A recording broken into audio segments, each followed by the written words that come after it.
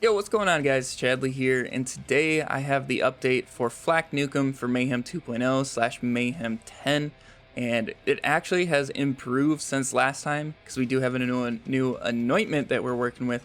As you can see in the bottom left, my health is pretty low for the most part, but what that's going to allow us to do is deal a lot more damage. So what we're going to be using is the 150 bonus radiation while under 50% health. This anointment is amazing. You're going to want this on all 4 of your weapons that you're using. So just keep stockpiling those as you get them. You guys will be good to go. So I'm actually going to start down here at the shielding grenade. So to get below that 50% threshold, we are going to be using a front loader. You guys have to use the front loader here. If you want to, you can put on a deathless here in the artifact, but I don't really recommend it. You're going to be getting more damage and more survivability just by using a front loader. So I definitely recommend doing the front loader. And then I like to use bonus corrosive on here or bonus incendiary, kind of depends. But for our grenade, I like to use the opposite. I basically only use bonus incendiary and bonus corrosive unless I'm fighting a boss who needs like specific bonus elements. So say Grave Ward, I'll do incendiary and then radiation. So I'll throw like incendiary on my front loader because I don't have a radiation one. But as long as you combine those two, you'll be good to go. For the takedown, I just do incendiary and corrosive. And then we're going to be using a red fang. This is going to be our survivability with this build. Barely anything's really going to shoot at you. Occasionally something will just decide that your red fang doesn't exist and start attacking you. So just be on the lookout for that and kill them before they kill you, and you'll be good to go. And then our artifact that we're going to be using right now is the pearl. It's definitely give us the most damage possible. If you guys don't have this, just run like an atom bomb victory rush and you'll be good to go with some good passives. Otherwise, if you guys want to move a little bit faster more, just use like a snowdrift victory rush. Either of those works fantastic. But otherwise, let's go ahead and move on to the guns now. We're going to be using an OPQ system with the 150 under 50. Just get as much damage as you can. 8 to 9,000 is definitely a very good range of damage, and you guys will be just shredding Mayhem 10. If you guys are playing lower, obviously you don't need that kind of damage. And then we're going to be using a reflux with the same anointment. I do like the ×7 better than the ×14. The ×14 uses quite a bit of ammo and you have to reload more often, which actually hurts you. So I definitely suggest getting a ×7. And I know it's a hard farm, so if you guys end up getting a ×14, it will be perfectly fine. You don't have to keep farming for the 7 if you don't want to. But in a perfect world, go for the ×7. And then we're going to be using a Monarch ×4. The ×8s kind of burn through ammo too quick, and I really don't like it on FL4K. So ×4, in my opinion, is the way to go. And like I said, we're still going to be using the 150 under 50. That's going to be on all of our weapons. And then finally, I like to use a Sandhawk.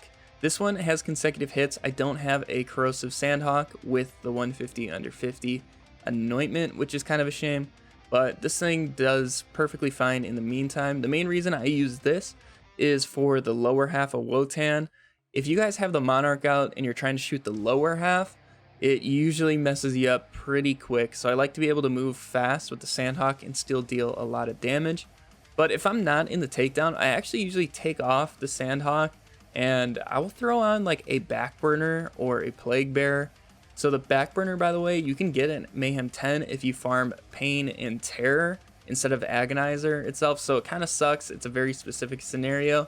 You kind of need to like run through the story, but you can get it at M10 right now, even though Agonizer is bugged, in case you guys were wondering.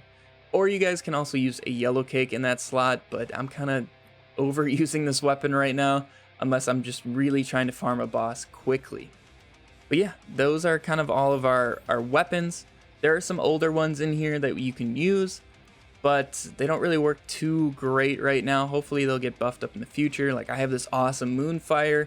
It still does pretty decent, but if it gets bumped up, that's going to be great. The redistributors would be great as well, and obviously hyper focuses. This isn't the right anointment, but hyper focuses with Gamma Burst absolutely shred. And at least used to. Hopefully they will in the future. But otherwise, let's go ahead and jump over to our skills. We're going to run through our Hunter skill tree super fast. We're going to do 3 points and leave no trace, 5 in an interplanetary stalker, 5 points into second intention, because a lot of times we do have to reload with like the Monarch, the OPQ, and Sandhawk, so I just like being able to reload a little bit quicker. And then we're going to go 3 points into head count. This is not bugged on Gamma Burst, so once you're out of Gamma Burst, you can get head count to proc, so we are using that with this build, which is pretty nice. And then 2 points into Hunter's Eye. We're skipping Two Fang because a lot of our guns are multi-projectile, and that one extra one really doesn't help us all that much. And then 3 points into Big Game, 3 points into Most Dangerous Game, 1 point Galactic Shadow, and 1 point Megavore. And then moving on to our master skill tree, we're going to do 3 points Persistence Hunter, and then just like one in each of these two skills here. They're completely irrelevant just to get us down to the next tier. 5 points into Frenzy, 1 point into He-Bites. I have 2 from the class mod. You only need 1, and that's going to help you proc Frenzy.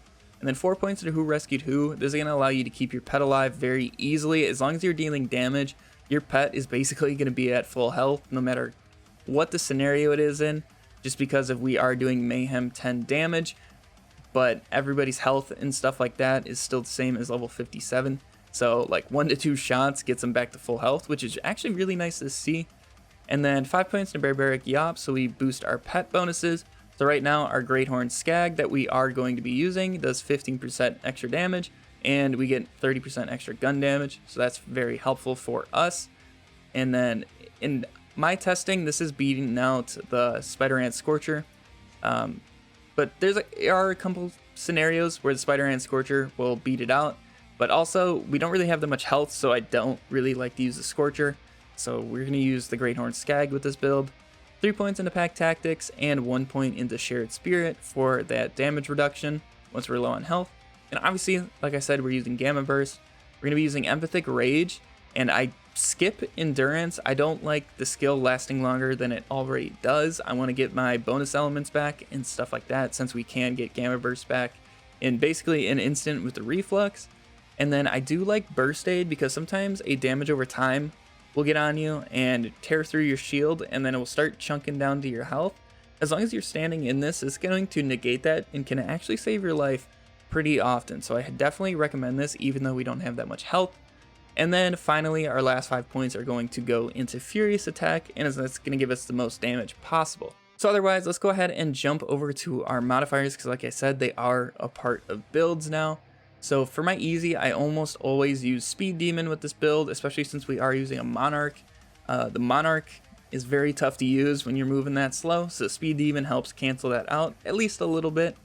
And then for our medium, we're going to be using Healy Avenger. This is going to drop those health and shield boosters for us, especially when you guys are using the OPQ and the splash damage it does. Those hearts are going to be dying all the time, so you'll have tons of health and shield boosters on the ground if you guys need them. And then for our hard, I have Laser Fair on right now. This one really isn't that bad, but once they fix it and bring it back into the game, the one with the healing drones is going to be the one I use for hard. That one really doesn't help enemies out all that much. In my opinion, it's a little bit better than Holy Crit with this particular build, but it's completely up to you. If you guys really hate Buddy System, just go ahead and use Holy Crit and you'll barely notice a difference, but I just like to have the most damage that we possibly can with Buddy System. So yeah, that's our overall build. We're going to go ahead and run through the beginning of True Takedown just so I can show you guys how to play it, but otherwise I will catch you over at the gate. Alright, we're here at the gate, and what I like to do is I will fake burst. So if you guys don't know what fake bursting is, it's basically trying to activate your gamma burst somewhere it cannot be placed. So most of the time that ends up being like in the sky or something like that. Those are usually the easiest places. There's sometimes in like ceilings and stuff you can still place it. Now see, right here is what I was saying. Occasionally an enemy just won't care about your red fang and they will just come and attack you. Most of the time it's the war dogs, so I do like to focus them. Now these shield guys are your biggest threat with this build, because what's going to happen is you hit one bullet on that shield, you are going to go down because it's going to reflect back at you since we don't have a health gate. So I definitely recommend not shooting at the shield guys if you can avoid it, and just use like the reflux to chain to nearby enemies and you'll be good to go. And then otherwise, just go ahead and shoot the buddy systems. Unfortunately, the reflex does not chain from the enemy to the buddy system, but it will chain from the buddy system to the enemy. So just definitely focus those when you see them. But otherwise, just go ahead and use the reflux, and you guys can tear through these mobbing sections and just try to be wary of the shield guys, because they, like I said, they are our biggest threat. And we go ahead and fight the Kraken. I do like to use the Sandhawk and the Monarch for this part. The reflux also works pretty well. I like to actually start with the reflux so I can kill all the enemies near the Kraken. Now sometimes you will go down here just because of the missiles, and then sometimes you can get these crazy chains with the reflux on the Kraken and then drop a ton of frames like that when it dies. But that's definitely a super easy way to get through the Kraken. Not every time it will do that. It kind of depends what enemies are going to spawn near that.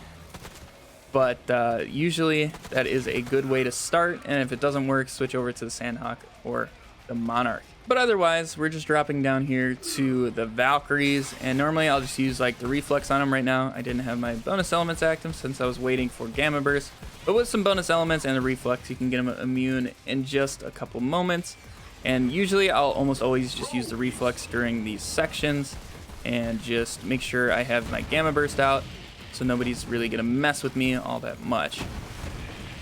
So hopefully we just got one or two more guys in this mess, just this badass war dog. And I don't actually really know what Talon does right there, to be honest. I couldn't actually tell you, but we're fine. Not really a big deal. We'll just pull out our Monarch for these parts and get through xRyatt, and we can keep moving on. And then just make sure you have the reflex out so you can get Gamma Burst back as quick as possible. Now, in these groups, never shoot at the shield guys first. Always shoot at the frontline commandos without the shields, and you guys will have much better success. Hopefully, we can kill this guy without him killing us. I'm actually not even going to bother shooting him because I knew Hildir's jumping down, and we can actually use that to our advantage with the reflux, and then we'll just pull out the Monarch again and get them immune. Then there's quite a few buddy systems in that mess, so I'm going to focus those and the badass commandos that are in here. Quickly get our Gamma Burst back down so we can do a lot more damage with the bonus elements. He ended up falling through the map, kind of interesting. And then we'll finish off that one and jump behind Rhoda here and shoot the crit right on the back. And unfortunately I didn't have any bonus elements active except for the radiation one, so it took a little bit longer right there. But if you can time it a little bit better, you can just shred through those in just a second or two. And then finally, we're going to take out this group before the last. And I'm missing my chains. There we go. Get Gamma Burst out. Get rid of our immune buddies. I could see them. But otherwise, we got the Valkyries jumping down right now, and I'm just gonna spray in there with the reflux, and that usually just kind of chains all of them and is super easy to get all those kills. And then xRyatt is gonna come over here, and we are done with our Valkyries. I'm just going to clean up these guys, and then I'll meet you by the vending machines. Alright guys, that is going to wrap it up for this build video, but like always, I want to give you some tips for the bridge and Wotan. So for the bridge, just go ahead and focus on the death spheres right as they spawn. Don't shoot at the shield guys unless you're for certain on that shot not going to hit the shield, because they're a little insane with reflecting those back at you. And then for Wotan, just go ahead and shred through him with the OPQ during the shield phases, and then the Monarch works great for before the split, and then after the split, use the Monarch on the upper half and then the Sandhawk on the lower half, and you guys should be good to go. Just using Gamma Burst when you can. Use the reflux to get it back when you really need it. But yeah guys, that is going to end it for this build video. If you guys enjoyed the build, make sure to leave a thumbs up on it to let me know. I'm very happy with how FL4K Nukem turned out in 2.0. I just want to use more weapons in the future, and hopefully we'll see that change. But otherwise, if you guys want to see more Borderlands content, make sure to subscribe. Also, if you guys want to come check me out over on Twitch, we're live every single night over there. It's been a great time, so hopefully I'll see some more of you over there. But otherwise, have a fantastic day, and I'll catch you all in the next video. See ya.